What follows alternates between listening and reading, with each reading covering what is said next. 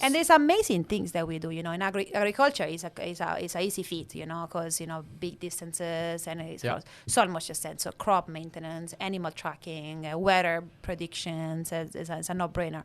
But it's way more than that, like all energy, electricity, distribution network, solar panels, line of grids. And then you go to asset tracking and your life and depots, and oh my God, it's endless. We are doing a really good project now tracking turtles in US and all sort of things. Tracking turtles. Yeah, it's so, really so good. one that most like, because I'm obviously we have a bit of a bias to food, but if you would you mentioned, I heard you with one of your talk about how there was a big farm tracking the cattle. Yeah. So they used to round up the cattle by helicopter. Oh my God. Yeah. So they still do it. In the Northern Territory, they herd cattle with helicopters. It's massive. And sometimes they got RFIDs if they're close to the farm. But most of these farms are as big as Belgium. Yeah. So how do you track? And the idea will be that eventually when someone buys a meat in a supermarket, hopefully, it will have a scan and it will say that cow come from this place, eaten this grass, and, it's been checked for this thing. So we actually know what we are buying. Yeah. And why we are spending $30 for this piece of meat. Instead of 50 or exactly. Why we are buying this, and also if there are diseases, where they're coming from. So all that knowledge. So with the waste part, I mean, you're a big advocate for climate change. Yeah. And So for me, there's no doubt it's hotter now. Hotter. Right? Than it used to be. Yeah, it's hotter. And I'm struggling to determine what summer, winter, autumn and spring are to my girls, because it's all over the spot. And that's just a, very basic look at life. But it's definitely a lot warmer now than it was when I was 10 compared to how my girls are, for instance. So I'm only assuming that, once upon a time we had, end of World War I, there was like 1.7 billion people on the planet. Now we have 7.8 billion people on the planet. And we're going to have more. And we're going to have more. Is that not something that's just a part of the life cycle of a planet? Or? So then I like the topic and I like numbers. Okay, I'm a nerd. So, it's hard to justify the numbers. So I think in general, the problem with climate change is the absence of awareness on numbers. So I like to study them. Yep. And I like history in general. So I look back and I'm like, we are looking at 60, 70 years or 100 years. Planet is looking at billion of years. So you have to look at a big picture and say, okay, 13.8 billion years. Okay, so the planet, from his point of view, it says, okay, you guys are looking at your past 100 years, but I'm looking at you from a bigger lens. Yep. What the bigger lens tells you, that I think that is scary, is that this activity that's happened in the past 50 years is very, very fast. So it's faster compared to the normal cycles of the planet. It's extremely fast, and it's not caused by the normal planet behavior. So the planet has got a normal behavior that goes in cycle, but it's completely out of normal behavior. So this is caused by us. Okay. So you're actually basing it on, let's say, the last 50 years. It's the speed of increment in temperature. So it's not just the increment in temperature. There are three big numbers that they look at. Is the increment in temperature, that I think is 2 degrees in the past 30 years. And if it keep going at this trend, it's going to be 8 degrees by 2030. So in every city is 8 degrees plus. That's massive. So we are talking about 50 degrees in Adelaide. We're talking 10 years away. It's 2020, by the way. Yeah, so, the number is huge, okay? The second one is the rise of the oceans. And at the moment, they are talking about these millimeters. In 2040, they talk about 30 centimeters. So they talk about a number of the city that will go underwater.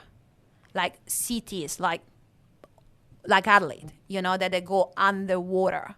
So they talk about 24 million of people a year that will come in poverty due to the fact that all these crazy things are going to happen. So it's kind of, we are in a point that these things are going so fast. And that is, of course, the CO2 in the atmosphere. That is the reason why everything is happening. So CO2 in the atmosphere is why the temperature is higher, is why the rise of the ocean is higher, because the ices are melting, and because we got more extreme weather.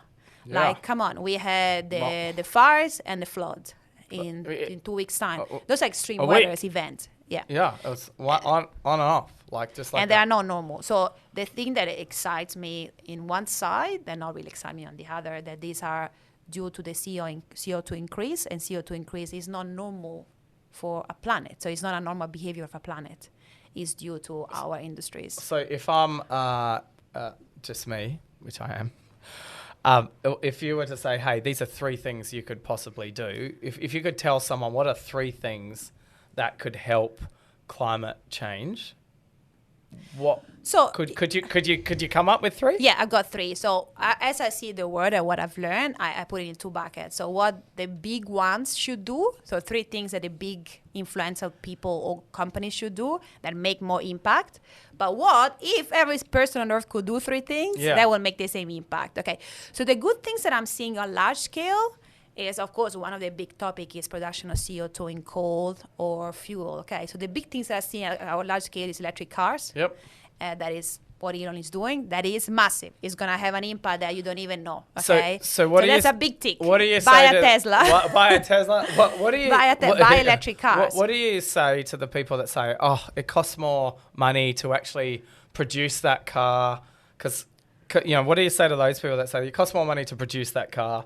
It's worse for the environment, because you hear so much misinformation. I think it's misinformation. Yeah. So there is still to produce that car, there is a bit of plastic still. So plastic still comes from fuel and everything. So don't get me wrong, there is still a way to go.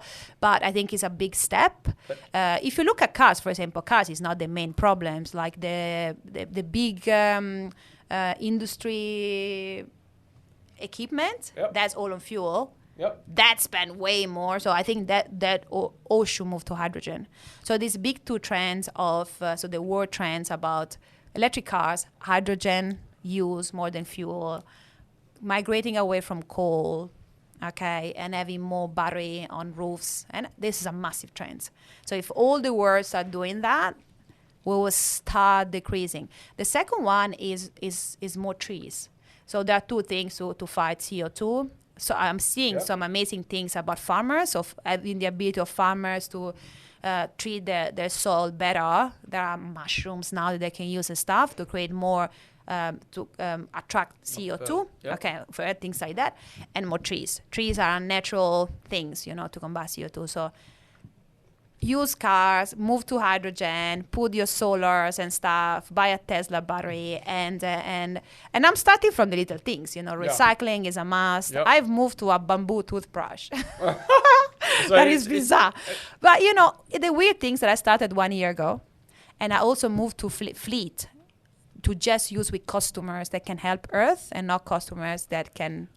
Wow. Right, Earth? Okay, that was a big decision. That's a big decision. This big decision. But it feels good. Like, every time I just integrate something, like, a bamboo toothbrush, or, I go into supermarket, instead of getting that banana that is all in plastic and the other one is not. Because, you see those banana in plastic and you think, like, why you put plastic? Like, banana's got a natural thing, So all those things, we consumers start doing these things. It feels good. So I have 100% agree. We feel good. And we talk about we are progressing in the right way forward. We're working on our packaging, and we are. It's a big topic. And it's a big topic because we have a lot. Like you face it, you go down. Oh my God! It's out massive. of control. And now you go to the fruit and veg section, and I keep saying we only supply what the customers want, and unfortunately, it's changing though. They do want that. So do you think?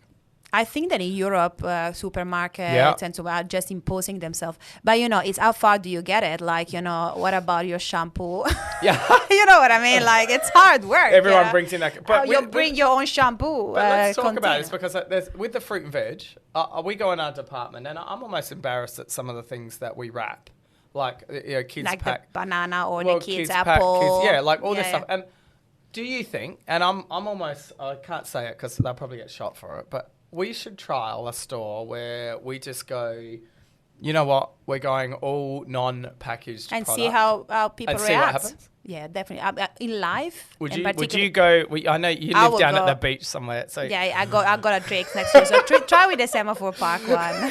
So The Semaphore do one. you think that because the customers are, and I hate saying this about customers, but generally they're very time poor. They are technically lazy and they shop on convenience, right? So if we supply a packaged product and we take out all the packaging, right? So we specifically buy certain products, everything that you can, but you have your strawberries loose.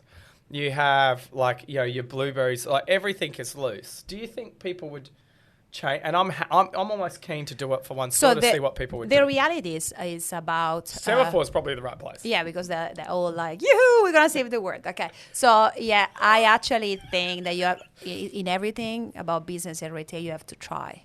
But I think it's very important the messaging and also maybe changing the structure of the supermarket so they do have some bags, but they are, biodegradable, whatever they are. Yeah, that's happening. So it's happening, and explain that. I think it's gonna happen. Like it's gonna happen, and the reality is that it's just gonna happen. We're gonna do a reversal. People are not stupid, and slowly they are. I mean, look at that little girl Greta. Is a 14 years old. They influenced like 10 million, 40 million people. Like. Yeah. Will pop up There's way some good more memes people. about yeah, her too. you have to get ready. You have to get ready. Yeah, I mean, But you have to experiment, like everything. Yeah, experiment. I think, you know what? I think we need to be courageous enough to experiment. The other courageous. thing, yeah, courageous.